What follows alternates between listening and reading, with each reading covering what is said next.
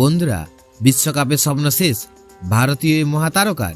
বিপদের মুখে ভারতীয় টিম টি-20 বিশ্বকাপ থেকে ছিটকে গেলেন এই বিধ্বংসী বোলার, যার ভয়ে কাঁপছিল গোটা ওডিআই বিশ্বকাপ টিম। বন্ধুরা, আপনারাও যদি দেখতে চান এই বিধ্বংসী বোলার কে, তাহলে ভিডিওটি লাস্ট অবধি দেখতে হবে, চ্যানেলটিকে সাবস্ক্রাইব করতে হবে এবং নোটিফিকেশন বেল আইকন দাবাতে হবে।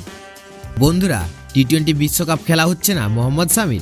আশঙ্কা আগেই ছিল বিশ্বকাপে খেলার সময় গোড়ালিতে চোট পান শামি। সেই চোট সহজে সারেনি, তার অস্ত্রোপচার করাতে হয়। পুরোপুরি সেরে উঠতে অনেকটা সময় লাগবে শামির। অপারেশনের পর দেশে ফিরেছেন শামি। সোমবার শামির বিষয়ে বিসিসিআই সচিব জয় শাহ বলেন, শামির অস্ত্রোপচার হয়ে গিয়েছে, ও দেশে ফিরে এসেছে। বন্ধুরা, সেপ্টেম্বরে বাংলাদেশের বিরুদ্ধে ঘরের মাঠে টেস্ট সিরিজ ফিরতে পারে আগে জানা গিয়েছিল। বন্ধুরা, শামিকে এখন টেস্ট বোলার হিসেবে ভাবছেন বোর্ড। বন্ধুরা, তাকে টি-20 দলে আর খুব বেশি দেখা যাবে না। শামির যে টি-20 বিশ্বকাপে খেলার সম্ভাবনা কম। গোড়ালি চোটের চিকিৎসা করতে লন্ডনে গিয়েছিলেন মোহাম্মদ শামি। বন্ধুরা, কবে 22 গজে ফিরবেন সেই বিষয়ে এখনো নিশ্চিতভাবে কিছু জানা যায়নি। শামি যে এবারের আইপিএলে খেলতে পারবেন না সে আভাস ছিল আগেই।